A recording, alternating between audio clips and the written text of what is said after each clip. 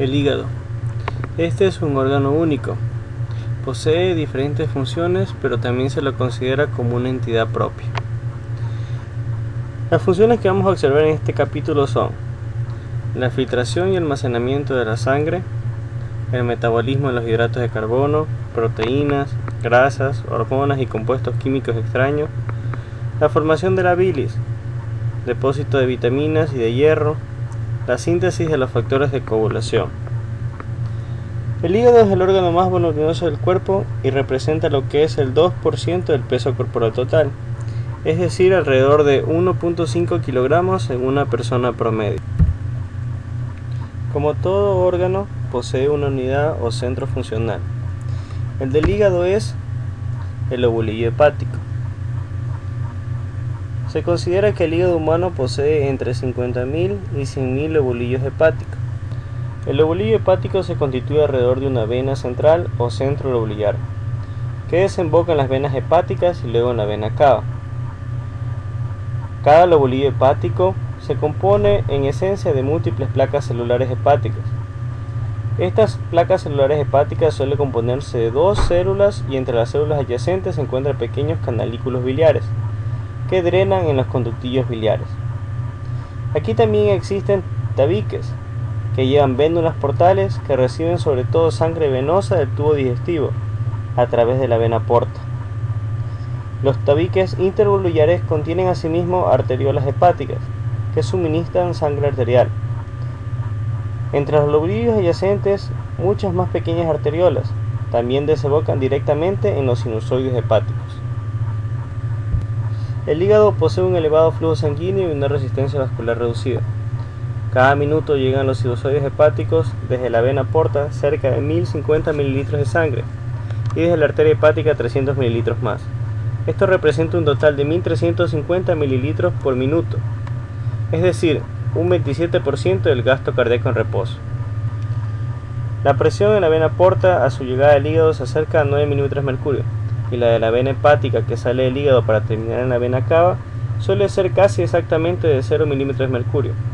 Esta pequeña diferencia de presión de tan solo 9 milímetros de mercurio revela la resistencia del flujo sanguíneo a través de los sinusoides hepáticos, sobre todo si se tiene en cuenta que cada minuto circulan por esta vía 1350 mililitros de sangre. En la cirrosis hepática aumenta mucho la resistencia del flujo de sangre. Cuando se destruyen las células parenquimatosas del hígado y se reemplaza por tejido fibroso que acaba construyéndose en torno a los vasos sanguíneos, la sangre portal encuentra grandes obstáculos para su paso por el hígado. Este proceso morboso se conoce como cirrosis hepática y casi siempre obedece al etilismo crónico o al exceso de acumulación de grasas en el hígado y posteriormente hepática, un trastorno denominado esteatosis hepática no alcohólica. Una forma menos grave de acumulación de grasa e inflamación del hígado es la enfermedad hepática de grasas no alcohólicas. La cirrosis puede ocurrir también después de la ingestión de toxinas como el tetracloruro de carbono, enfermedades víricas como la hepatitis infecciosa u obstrucciones, ya sean procesos infecciosos en la vía biliar.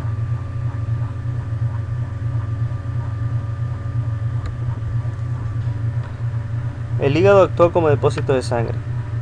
El hígado es un órgano expansible y sus vasos pueden almacenar grandes cantidades de sangre. El volumen normal de sangre tanto en las venas hepáticas como en los sinusoides es de 450 mililitros, es decir, casi un 10% del volumen sanguíneo total en el organismo. Si la presión en la aurícula derecha aumenta y se transmite al hígado, este se expande y aloja de 0.5 a 1 litro más de sangre, en lo que son las venas y sinusoides.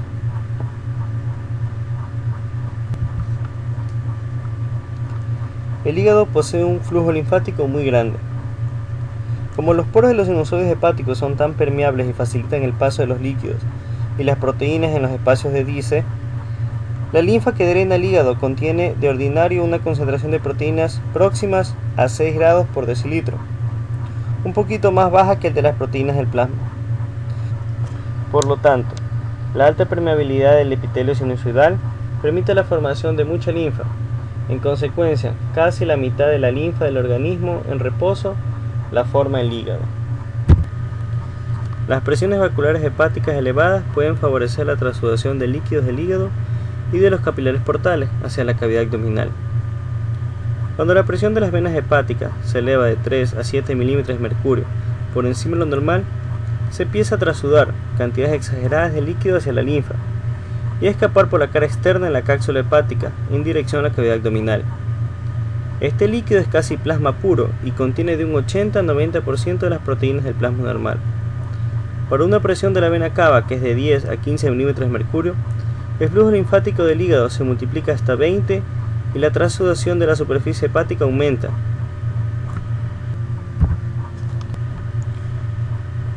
Regulación de la masa hepática, regeneración. El hígado posee una enorme capacidad de recuperación después de una pérdida importante de tejido hepático, bien sea por una hepatectomía parcial o por una lesión hepática aguda. En la hepatectomía parcial, en la que se extirpa hasta el 70% del hígado, hace que los lóbulos restantes se expandan y el hígado recupere su tamaño original. En los animales como la rata, esta regeneración dura de 5 a 7 días. Esta regeneración se debe al factor de crecimiento hepatocitario. Este es esencial para la división y el crecimiento de las células hepáticas.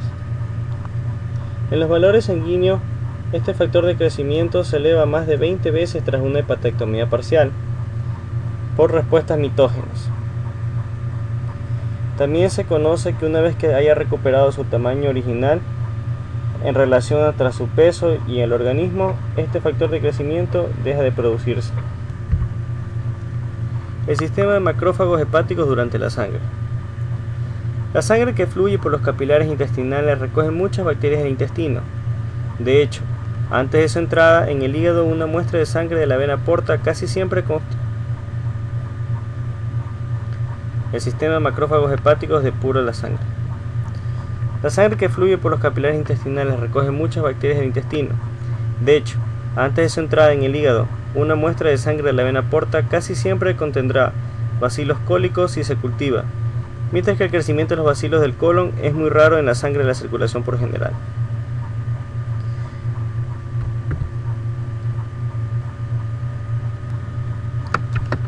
La acción de los células de Kupffer, los grandes macrófagos fagocíticos, que estos tapizan los sinusoides venosos del hígado, han puesto de relieve la eficiencia depuradora de la sangre de estas.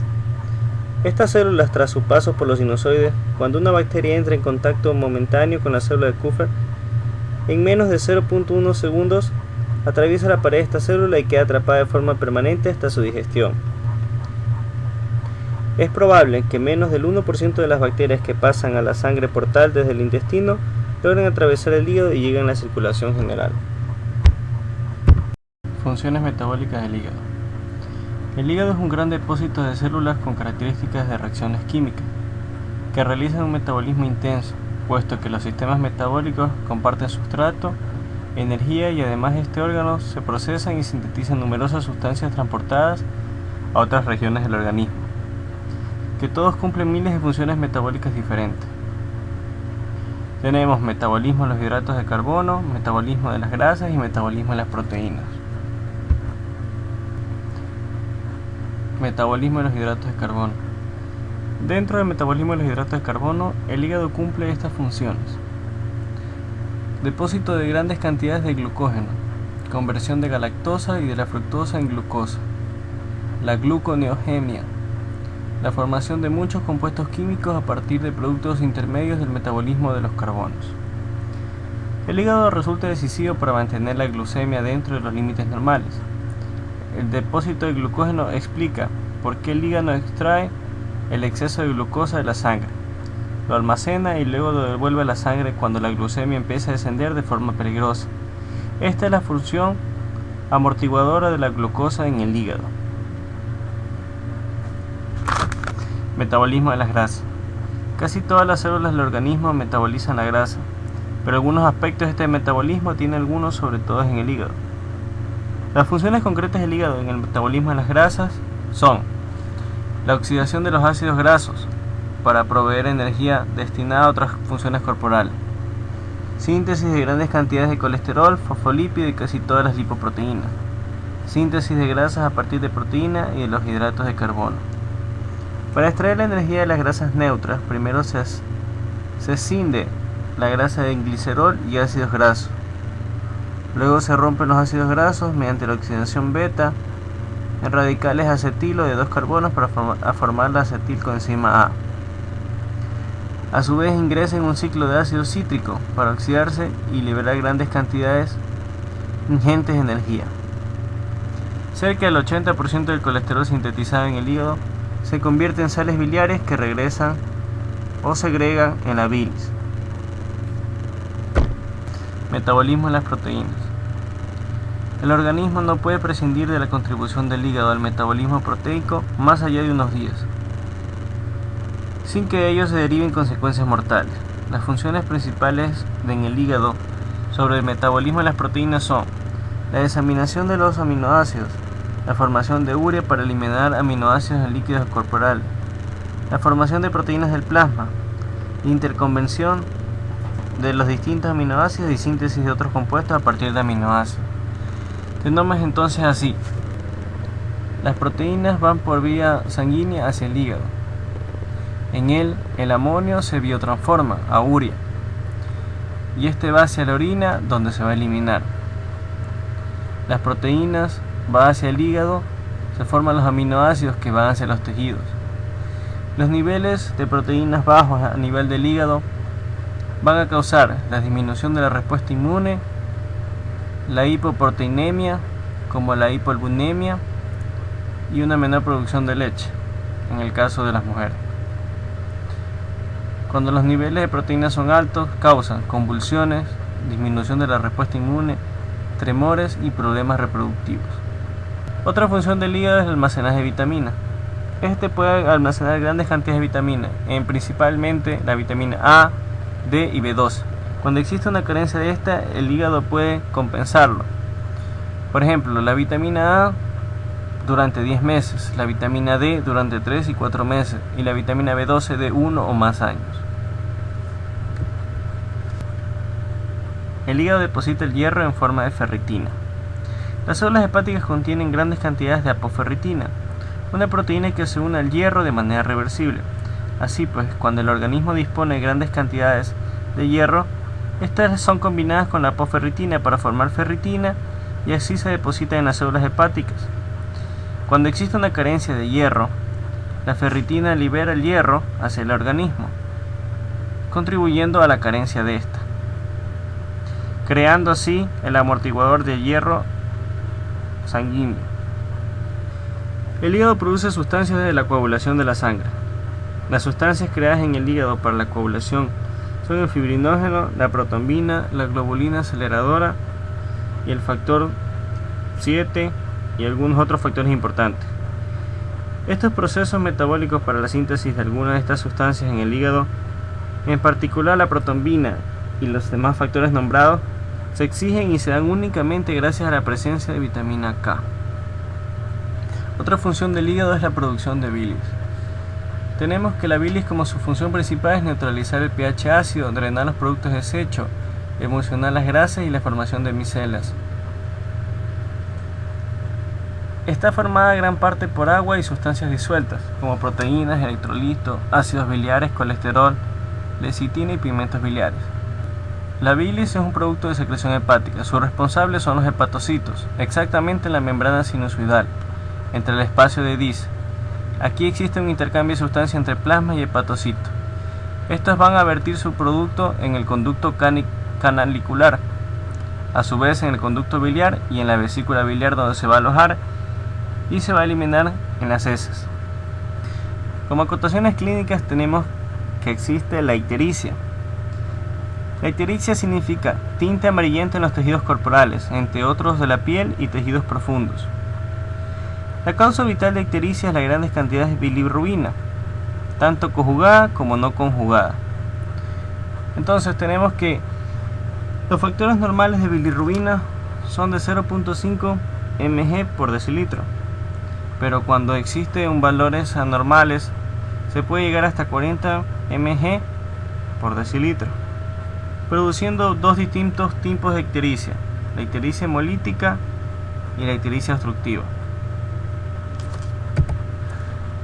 La ictericia hemolítica obedece a la hemólisis de los eritrocitos.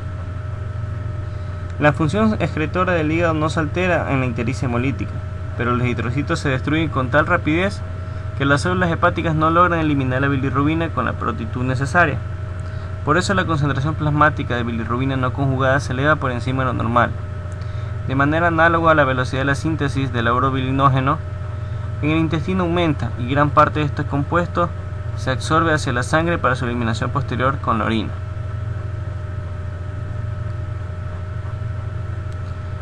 La ictericia obstructiva obedece a la obstrucción de las vías biliares o enfermedades hepáticas. La ictericia obstructiva de la vía biliar o enfermedades hepáticas se da debido a la obstrucción de la vía biliar, casi siempre por una obstrucción de un colédoco en un cálculo biliar o por un cáncer. Por ejemplo, en la hepatitis. La velocidad de la síntesis de la bilirrubina es normal, pero la bilirrubina formada no puede pasar de la sangre al intestino. La bilirrubina no conjugada suele entrar en el hepatocito y se conjuga de manera habitual. Esta bilirrubina conjugada regresa luego a la sangre, quizás por la rotura de los canalículos biliares congestionados y por el vértigo directo de los bilis. Por consiguiente, casi toda la bilirrubina del plasma es conjugada en lugar de ser no conjugada. Esto es todo con respecto a lo que es el hígado como órgano. Espero les haya gustado el video. Muchas gracias.